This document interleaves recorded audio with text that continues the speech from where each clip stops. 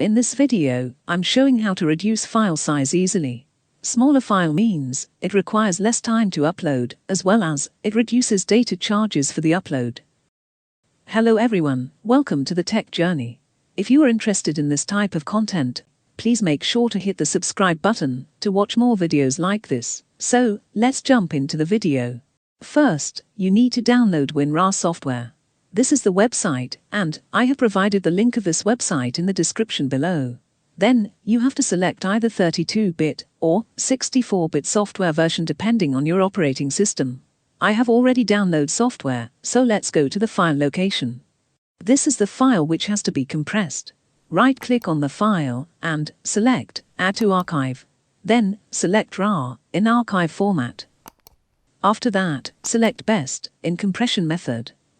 Also, in dictionary size, set the size as large as possible. In here, I can set 1024 MB. Then, in archiving options, check Create Solid Archive and Lock Archive. Then press OK. As you can see, file compression has started, and time for the compression may vary, and it depends on the size of file.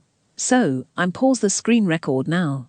As you can see, file compression is completed, and this is the comparison between zip file and original file.